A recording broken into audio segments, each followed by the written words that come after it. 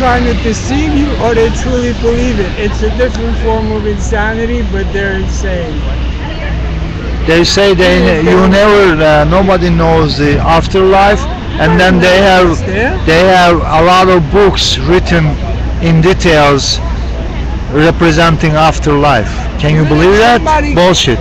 Even if some being came out of the sky and was able to do all this stuff, I would still not believe. I mean, I don't care if they can like just take you out of your body and put you as a spirit there. I don't know. I want to see when I die what happens. I would say, wow, it's just great. If they tell me they're God, or if they tell me there's some alien. And nothing, because if there is really God, and God really didn't tell people the reality, existence, whatever, then he's a very sadist God, I think. Well, you know what? I don't know. I don't say he is or she or it, whatever, because I don't know, because there may be a reason why this is happening. Because there's no other way probably for us to experience. You mean there's another dimension for another reason? According to our reason, if somebody hiding itself and expecting us to know that he exists, but hiding still, even though that somebody can let us know everything very clearly that he exists, then he is sadist. That's normal reasoning. But if you say there is another level of dimension, there is another level of reasoning we don't know, then fuck it, I don't know. We could merely be you can imagine anything you want, and maybe we're wrong, but you probably could not imagine the truth. Okay, think like that. Okay. I mean, let's say like we're just why if he is creating, why is he creating humans which cannot understand? Let's say the universe is just a cell and some being. And yeah, maybe a higher being above that. Or okay. Maybe not. We don't know.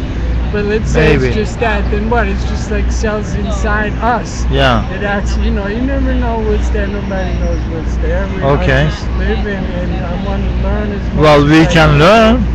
And my theory. We can learn. If we didn't have these religious guys, we could always learn, because they are stopping the science and progression. Yeah, they are. See, that's the reason they are stopping. All the shit that's covering everything that we can't really because everybody is a philosopher in some way at some level, But all the shit that's clogging their brain, their mind, they hit the wall and they're in a little box and they're stuck. They're like stuffed in there, and their philosophy is really it's something that somebody put in there and programmed them to think in that way, which is really, it sucks that they do that to a mind, to people. That gets me kind of angry, that there are people that actually know exactly that they're doing that. Like priests, bishops, the Pope. Most popes, they were atheists. I mean, they were openly atheists. Now they're like, they don't say it anymore. But most popes like I said, most popes were openly atheists. Like Pope, I think it's Leo X. Or was it John the 23rd? There's two John the 23rds. Okay. But I think it was Leo X that there's a famous quote by him, and it's real. There's a lot of research. If you do research, there's a lot of people that say no, it's not real and it's shit, because there are people trying to lie to people. But it's real. The quote goes like this: "It has served us well, this myth of Christ." Meaning, it's a myth. Christianity is a myth. And there's no such thing first of all, there's no such thing as Christianity. There's only Judeo-Christianity. These people that are Christian and they think they're Christian, they're not Christian, they're Judeo-Christian. All right. They don't think that far. But meanwhile, they want to kill all the Jews. Back in the Roman days, they would do it now too if they could. The Vatican, you're kidding? If they could get power, they'd kill all the Muslims, all the Jews. They Make them, make everybody what? Make everybody go to Catholic Church? Well, if you, that's what they've been doing for a couple of thousand years now. Yeah. If you don't believe and if you're a troublemaker, you go around preaching and saying they're full of shit and telling the truth, they will kill you. They'll tell you stop. Maybe that's what happened to Galileo Galilei. They told What him happened stop, to him? he wouldn't stop. And then? Well, the story, let me go He back. lost everything, right? Let me go back to when... That's science you're talking about. They stopped the Yeah, science. they try to stop people telling anyone that said anything that the church wasn't saying, anything they said against the church, they were considered, they invented a law, heresy. It's called heresy. I don't know if you know that. So that means anything you say against the church, you're heretic and your sentence is death by fire. What about heresy in the Occupy? We have heresy here Well, too? it's a different thing. Different But let me heresy, go to okay. Galileo Galilei. Yeah. When there was a pope. I think it was John the 23rd. No. I don't know what pope. I'm not going to say, but you can find this on the internet. Okay. There was a pope. He was a bishop. Before he became pope, he was a bishop. Right? And he was a pen pal. Pen pal. He was this bishop was a pen pal with Galileo Galilei. Oh yeah? He admired Galileo because of the things that he perfected the telescope. He didn't perfect it. He used a perfected telescope. Someone else actually. Created it. Someone else. Came up with it. No.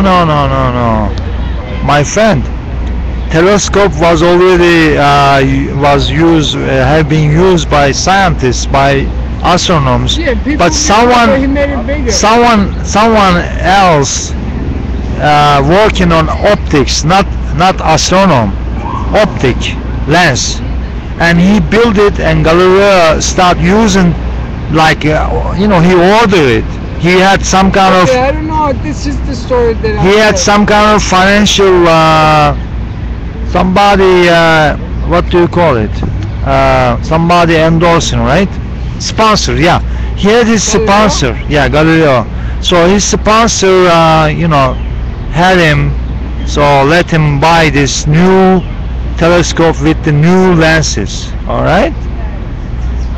And he sold it to the army, Italian army, the Roman army. What? That's how he made a lot of money. What he did? He sold it, yeah, because he told him, well, what if I show you, you can see the enemy come 4 hours before they're here in the ocean. And they're like, wow, and they bought it for me, and he made a lot of money like that. This is what I read. I've not done. But he is not. He didn't design that lens. Okay, yeah, the glass and the. Yeah, that matters. Optics we're talking about. For people to read stuff, but I don't know. I gotta do research on that exactly. No problem. Yeah, go ahead. Yeah. But anyway, he was talking to this bishop, and they were writing each other. I don't believe they ever met. And like, eventually the bishop became the pope. Well, Galileo also was a kind of a scholar in that time in the university. The bishop admired him. Yeah, he was a scholar. I think he was a teacher too, professor, whatever. And he's written a lot of things, and the church liked a lot of the stuff. But when this bishop became the pope, they pressured him. Because the Pope is not the all-powerful one, it's the cabinet, that tells him exactly what to do. So they pressured the Pope to say something to Galileo Galilei about what he's saying and what he's writing, because he started getting a following. About, like saying that the Earth is not the center of the universe or But whatever. that theory was also not new. That theory was like 2,000 years old theory. He just supported the theory Yeah, I with know, the right, new but see, observations. they wanted him to stop. Yes, Because it was passing drop the idea. Yeah. right. And other things, exactly, But to make I don't want to make it too long. So they pressured the Pope to tell Galileo to stop.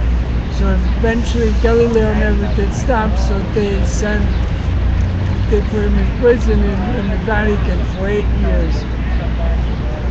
So after that, they put him in house arrest. He couldn't leave his house at all. Like, his daughter was a nun. His daughter helped him out. His daughter took care of him because he had to go to the bathroom in a bucket. He couldn't even leave his house. And What kind of bathroom? to go number 1 and 2. Yes. He had to go in a bucket, and his daughter would throw it out. You mean bathroom was outside in those Well, in those times? days, of course, you go outside somewhere in the woods, or if they had it, in the town, whatever, Yeah. or however, in the ditch or whatever they did. But he had to do it in the house, and his daughter was getting, throwing it out. But I read something about how he was allowed to go to church once for some big thing, I don't know, something. But then he couldn't go anywhere else. He just went to church for some event. I don't know. But that was better than stuck in the jail in the Vatican. Yeah, but it was better in the house arrest, but still he was in the house arrest, and he couldn't, further his studies in the way that he wanted. Of course. But he did a lot of stuff. He written a lot of stuff, and a lot of stuff survived after he died. But see, this is, the subject of how. But those people still try to lie and say no, he wasn't jailed, he wasn't hurt. They never would release the archives from the Vatican About him, right? About anything, because there's so much darkness there. It's like John the 23rd, the first John the 23rd. There was the second one. The first one, he was